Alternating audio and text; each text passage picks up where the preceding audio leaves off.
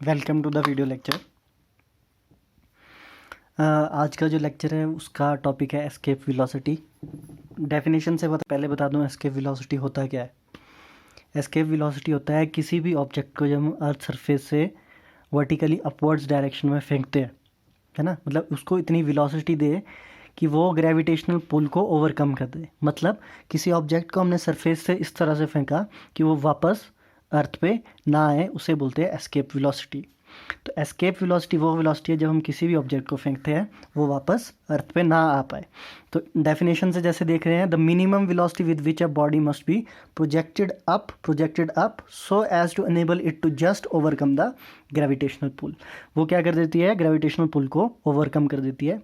उस वेलोसिटी को बोलते हैं एस्केप। एस्केप मतलब गुम होना, है ना। तो किसी भी ऑब्जेक्ट को अर्थ सरफेस से हम इस वेलोसिटी से फेंकेंगे कि वो वापस ना आ पाए, उसे बोला एस्केप वेलोसिटी। ठीक है। अब एस्केप वेलोसिटी के लिए सबसे पहली जो चीज़ है वो है टोटल वर्क डन कितना होता है, वो पता होना चाहिए। देखो, ग्रेविटेशनल पोटेंशियल एक टॉपिक रहता है, उससे हमें पता चलता है वर्क डन कितना होगा। ठीक है, पोटेंशियल से वो हम यहाँ पे डिस्कस नहीं करेंगे। हम सिंपल यहाँ पे वर्क डन का फॉर्मूला देखेंगे। तो वो सिंपल होता है G m m/r²। r² होता है फोर्स का और r होता है वर्क का, है ना। r² यहाँ नहीं लिखेंगे। We know that the formula for gravitational force is G m m/r का स्क्वायर। याद रखना है, work done G m m/r होता है और फोर्स G m m/r² होता है। कितना वर्क डन हुआ इस ऑब्जेक्ट को वर्टिकली अपवर्ड हमें प्रोजेक्ट करने में, तो इतना वर्क डन हुआ। नाउ वी नो दैट जब ऑब्जेक्ट रेस्ट पे तो इसका कोई पोटेंशियल एनर्जी होगा बेटा। जैसे ये मोशन में आता है तो यहाँ पे काइनेटिक एनर्जी आ जाती है ऑब्जेक्ट की। तो काइनेटिक एनर्जी का फार्मूला सिंपल क्या होता है, किसी भी ऑब्जेक्ट की काइनेटिक एनर्जी का फार्मूला होता है half m for mass v for velocity square. ये काइनेटिक एनर्जी का फार्मूला है। And we know that work and kinetic energy are equal to each other. Work done और एनर्जी को ही दोनों की यूनिट्स जूल होती हैं। वर्क डन की यूनिट भी जूल होती है, एनर्जी की यूनिट भी जूल होती है। तो ये दोनों क्या होते हैं, इस दोनों को हम क्या कर सकते हैं, इक्वल कर सकते हैं। तो इसको हम फर्स्ट इक्वेशन दे देते हैं और इसको second. Equating both both 1 and 2, एक और दो को हमने इक्वेट कर दिया तो क्या आएगा बेटा। अब W की जगह हम क्या लिखेंगे, काइनेटिक एनर्जी का फॉर्मूला, है ना। तो यहाँ पे we know that W is equal to kinetic energy, so half mv², half mv। अब यहाँ पे हम लिखेंगे E², एस्केप वेलोसिटी के लिए VE लिखा है हमने, is equal to G m m/r। ठीक है, हमने इसे और इसे इक्वल टू कर दिया तो हमारे पास ये आ गया। यहाँ पे स्मॉल m है, जिस भी ऑब्जेक्ट को हम प्रोजेक्ट कर रहे हैं अपवर्ड्स उसका मास ही है। कैपिटल M अर्थ का मास है। तो यहाँ पे काइनेटिक एनर्जी किसकी होगी, ऑब्जेक्ट की काइनेटिक एनर्जी होगी, इसलिए यहाँ पे ऑब्जेक्ट का मास है हाफ mv² काइनेटिक एनर्जी का। तो यहाँ से m और m कैंसिल आउट हो जाएंगे। तो हमारे पास क्या बचता है, VE² इज इक्वल टू, ये 2 ऊपर चला जाएगा, 2m डिवाइडेड बाय, अच्छा जी भी आएगा साथ में, ठीक है, इसको जी भी आएगा साथ में, तो ये आ जाएगा 2Gm/r। ठीक है। अब ये जो स्क्वायर है बेटा ये इधर को जाएगा तो रूट बन जाएगा। तो velocity, escape velocity is equal to √2Gm divided by r। Escape velocity की बात हो रही है। देखो बेटा, काइनेटिक एनर्जी से एस्केप वेलोसिटी आ जाएगी, मतलब हम उसे इतनी एनर्जी, उसकी इतनी काइनेटिक एनर्जी होगी, है ना, हाफ mv² की, वो क्या करेगा, ग्रेविटेशनल पुल को क्या करेगा, ओवरकम करेगा। अब यहाँ पे अगर हम ध्यान दें, अगर आपको याद होगा तो यहाँ पे g को क्या, g का फॉर्मूला होता है Gm डिवाइड बाय r²। ये पढ़ा है पहले, तो इसमें कंफ्यूज नहीं होना है।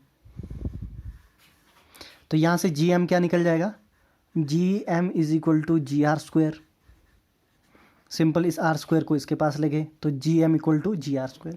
अब इस Gm में हम GR² लिख सकते हैं। तो एस्केप वेलोसिटी आ गई √2, Gm की जगह क्या लिखेंगे, GR² डिवाइडेड बाय आर, एक आर से एक आर कैंसिल हो जाएगा। तो एस्केप वेलोसिटी का फॉर्मूला हमारे पास क्या आता है, √2gr। तो ये याद रखना है, where g is acceleration due to gravity, r is distance from the centre, ठीक है, और v हो गया एस्केप वेलोसिटी। तो याद रखना है एस्केप वेलोसिटी का फॉर्मूला ये होगा, ठीक है। सेकंड है ऑर्बिटल वेलोसिटी। सेकंड जो हमारा टॉपिक है वो है ऑर्बिटल वेलोसिटी। नाम से पता चल रहा है ऑर्बिटल वेलोसिटी मतलब कि जो भी हमारी सैटेलाइट होती है बेटा, वो ऑर्बिट में कितनी वेलोसिटी रिक्वायर होगी ताकि वो ऑर्बिट में क्या करे, अपने ऑर्बिट में क्या करे, रिवॉल्व कर सके, है ना। तो ऑर्बिटल वेलोसिटी की यहाँ डेफिनेशन अगर हम लिखें तो ये है velocity required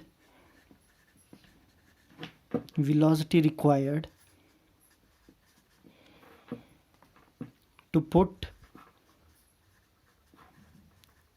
satellite into its orbit around the earth. कितनी हमें ऑर्बिटल वेलोसिटी चाहिए ताकि जो हमारी सैटेलाइट है वो अर्थ के अराउंड बनी रहे, घूमती रहे, ठीक है। तो अभी सिंपल पता है, मान लो ये अर्थ है और ये सैटेलाइट है, तो ये क्या करेगी, ऑर्बिट में ऐसे रिवॉल्व करेगी, ठीक है। और अर्थ से कौन सी फोर्स लगेगी इसमें, सेंट्रीपिटल फोर्स। पहले हम सेंट्रीपिटल फोर्स को पढ़ चुके हैं। सेंट्रीपिटल फोर्स के कारण ये जो सैटेलाइट होगी वो अर्थ के अराउंड क्या करेगी, रिवॉल्व करेगी, समझ गए, ठीक है। तो यहाँ पे देखो हमें पता है कि force is equal to GMM upon R का स्क्वायर। दूसरा एक फोर्स तो ये हमें पता है ग्रेविटेशनल पुल होता है, जो ग्रेविटेशनल फोर्स होती है। दूसरा फोर्स है हमारे पास सेंट्रीपिटल फोर्स, उसका फॉर्मूला होता है mv² डिवाइड बाय आर। ये भी हमने पढ़ रखा है, सेंट्रीपिटल फोर्स का फॉर्मूला है। जहाँ पे ये जो v है ये है ऑर्बिटल वेलोसिटी, है ना, मतलब इन दोनों के बीच में किसकी, इसकी ऑर्बिटल वेलोसिटी, ये जिस तरफ को भी रोटेट कर रहा है, रिवॉल्व कर रहा है, ठीक है। अब देखो बेटा ये f और ये f इक्वल टू हो सकते हैं, हाँ, दोनों फोर्स हम इक्वल टू कर देंगे। तो देखो नाउ इक्वेटिंग 1 and 2 अगेन करेंगे, तो यहाँ पे 1 और 2 को अगर इक्वेट कर दें तो यहाँ पे हमारे पास आता है, तो फिर से लिखता हूँ F is equal to GMM upon R square gravitational pull, और F is equal to MV orbital velocity square divide by R. तो कहने का मतलब है कि हमें कितनी वेलोसिटी चाहिए ताकि ये क्या करे, यहाँ पे अर्थ के अराउंड क्या कर सके, ऑर्बिट कर सके। तो ये होगी हमारे पास सेंट्रीपिटल फोर्स, ये वाली। दोनों फोर्स को इक्वल करेंगे तो MV orbital velocity MV² divide by R. अब यहाँ पे कैपिटल R लिख लेते हैं क्योंकि पहले हमने कैपिटल R से शुरू किया है, तो ये भी कैपिटल R होंगे, स्मॉल r इसका कोई फ़र्क नहीं पड़ता, ठीक है। Is equal to GMM divide by R का स्क्वायर, ठीक है। हमें क्या निकालना है, ऑर्बिटल वेलोसिटी। चलो एक r यहाँ से कैंसिल हो जाएगा और ये m यहाँ से कैंसिल हो जाएगा, ठीक है। तो हमारे पास बचता क्या है, V0 is equal to V0 square is equal to GM divide by R square था तो एक R इसका बचा रहेगा। अब इस स्क्वायर को यहाँ ला देंगे तो V0 equal to √GM divide by R, ठीक है। अब देखो GM को हम क्या लिख सकते हैं, हमने पीछे भी किया था, we know that G is equal to GM upon R square. और GM को हम क्या लिख सकते हैं, GM को लिख सकते हैं हम GR स्क्वायर। ये हमने यही स्टेप यहाँ पे भी किया था, ठीक है, वही स्टेप हम यहाँ पे भी कर रहे हैं। अब देखो GM की जगह GR स्क्वायर डालेंगे तो V ऑर्बिटल वेलोसिटी होगी √GR square divided by R। GM की जगह GR स्क्वायर डाल दिया, R से R गया तो ऑर्बिटल वेलोसिटी कितनी आ गई हमारे पास, √GR।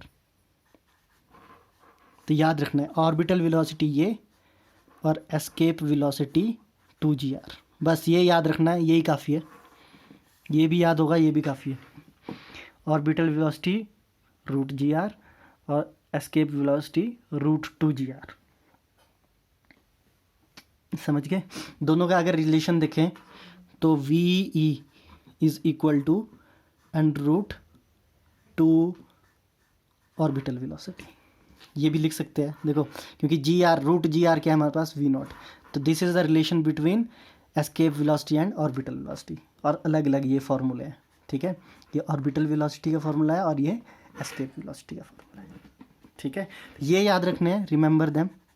कैसे निकले वो हमने देख लिया, पर इनको याद रखना कि ऑर्बिटल वेलोसिटी रूट जी आर और escape velocity root two g r, ठीक है। और इन दोनों का अगर रिलेशन कोई पूछ ले तो आपको पता है रूट जी आर वी नॉट होता है, मतलब वी ओ होता है ऑर्बिटल वेलोसिटी के बराबर। तो इसको क्या लिख सकते हैं, root two V naught, V O मतलब ऑर्बिटल वेलोसिटी, ठीक है। ये रिलेशन है इन दोनों का, ठीक है। तो इतना ही टॉपिक है ये, ठीक है। फिर से बता दूं, एस्केप वेलोसिटी जब हम किसी ऑब्जेक्ट को फेंकते हैं और वो वापस ना आ पाए अर्थ में, एस्केप हो जाए फ्रॉम अर्थ ग्रेविटेशनल पुल से ही एस्केप हो जाए, तो उसको एस्केप करने के लिए हमें कितनी वेलोसिटी देनी पड़ेगी, रूट टू जी आर की। दूसरा ऑर्बिटल वेलोसिटी होता है बेटा, बहुत इंपॉर्टेंट टॉपिक है। ऑर्बिटल वेलोसिटी मतलब हम कितनी वेलोसिटी होगी किसी भी सैटेलाइट की ताकि वो अर्थ के अराउंड ऑर्बिट कर सके, तो वो इतनी वेलोसिटी होगी रूट जी आर की, ठीक है। यहाँ पे वैल्यूज़ आ सकती है। अब देखो यहाँ पे जैसे मान लो मून का निकालना है, तो मून का जी डाल दो और आर डाल दो, ठीक है। तो वो मून तो किसी का भी निकल सकता है, ये अर्थ के लिए, ठीक है। तो ये ध्यान रखना है।